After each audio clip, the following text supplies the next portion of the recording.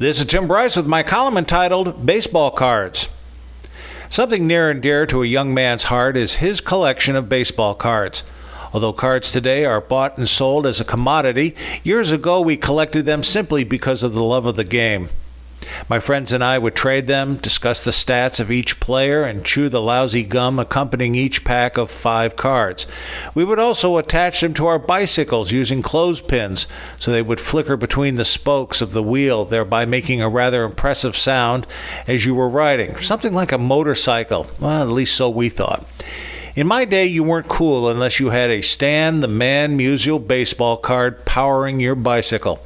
In hindsight, I wish I had kept that card as opposed to ruining it on my bicycle, but such is life. The nirvana of baseball cards in my day was to get Mickey Mantles. As a kid growing up in the New York area in the early 1960s, Mantle was a god to us. Sure, we watched other teams and other players, but there was something special about the Mick. So much so, obtaining his baseball card meant a step up in your social stature. Fortunately, I got mine in a regular pack of cards, and I was the envy of my friends. I was offered stacks of cards for the Mantle card, but I stubbornly held on to it, and I'm glad I did. I was even offered a Willie Mays, Roger Maris, and Whitey Ford. If he had thrown in a Yogi Berra, I would have been greatly tempted, but such was not to be. Besides, I had a couple of Willie Mays cards already. Most of my card collection ended up in a shoebox where I kept them neatly organized. For my really good cards, I've got a special binder with plastic sleeves which keeps them neat and clean. As the cards were important to me, I kept them hidden in my bedroom. As I grew up and moved away to college, the card collection remained hidden in my room.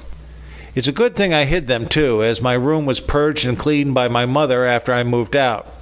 As is common for moms to do, she disposed of my old comic book collection and Mad magazine collection, both of which dated back to the early 1960s. I'm not sure why mothers do this, perhaps as a form of revenge for leaving the nest, but I know a lot of guys who lost such collections, not to mention coin and stamp collections. Moms review such things as nothing more than dust catchers. Guys cherish them as mementos of their past. Today, baseball cards are bought and sold at hefty prices, a lot more than the nickel we used to pay for a pack, and probably without the bubble gum. In my day, Topps was the only manufacturer of baseball cards. Today there are many others, but I can't say the quality is any better.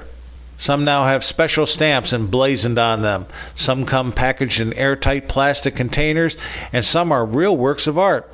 Whereas baseball originally had a monopoly on such cards, today there are cards for football, hockey, basketball, soccer, even wrestling, entertainment, and politics. I still don't think I would trade my Mickey Mantle for a Barack Obama. No way, no how. I would be much more interested in a Jackie Robinson or Satchel Paige, but I think I would still hold on to the Mick. I still appreciate the simplicity of the cards from years ago. In preparing for this article, I brought out my baseball card binder so I could scan the Mickey Mantle card. Afterwards, I stopped by a friend's house and showed him the binder. He enjoyed it immensely, and as he flipped through it, we would discuss the various players, what teams they played on over the years, their statistics, memorable moments in their playing careers, and argue over who were the better players. A lot of baseball ears should have been burning that day. Then again, that's what we did as kids. We talked baseball, and this is what I think baseball cards were originally designed to do. I just wish I still had that Stan the Man Musial card instead of ruining it on my bicycle. Friends, keep the faith.